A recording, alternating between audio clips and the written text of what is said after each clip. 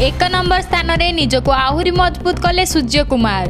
4 number को खसिले बाबर। टी20 cricket रे विश्वर 1 number batter तथा भारतर स्टार खेलाड़ी सूर्य कुमार यादव निजर स्थान को आहुरी मजबूत करछंती। आईसीसी अपक्षरु आज जारी होइथिबा टी20 रैंकिंग रे सूर्य कुमार पूर्व भली 1 नंबर स्थान रे रहिछंती। तेबे 2 नंबर पाकिस्तान रो मोहम्मद रिजवान और सूर्य कुमार का मध्य रे थिबा पॉइंट व्यवधान आउरी बढ़ी जाइछि। न्यूजीलैंड विपक्ष रे टी20 मैच रे शतकीय इनिंग्स खेलिबा परे सूर्य को पॉइंट संख्या वृद्धि पाइछि। न्यूजीलैंड विपक्ष मैच रे सूर्य कुमार 51 बॉल रे 111 रन रो इनिंग्स खेलिथिले।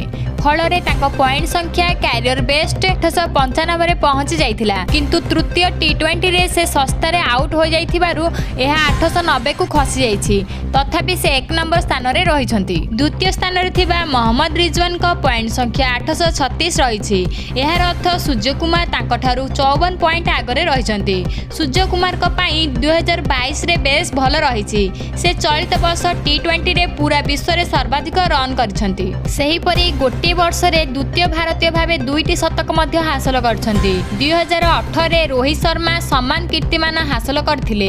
सूर्य कुमार टी20 विश्वकप रे मोट 239 रन करथिले। सेही परि चलित वर्ष रे से 31 मैच खेली 1164 करछंती। गोटे वर्ष रे 1000 रु अधिक रन करिबारे से प्रथम भारतीय हेबार रेकर्ड मध्य करछंती। अन्य पक्षरे टी20 बैटिंग रैंकिंग रे पाकिस्तान रो बाबर आजम चतुर्थ स्थान को खसिछंती। न्यूजीलैंड रो डेवन में भारतर विपक्ष रे 2टी मैच रे 84 रन करिबारु तृतीय स्थान को उठिजंती। सेही परि न्यूजीलैंड रो ग्लेनिंग फिलिप्स मध्य 2टी स्थान ऊपर को उठी रैंकिंग रो 7 नंबर स्थान रे पहुंची जाइछंती। एहा परे टी20 बैटिंग रैंकिंग रो टॉप 10 रे आउ कोनोसी परिवर्तन होई नाही।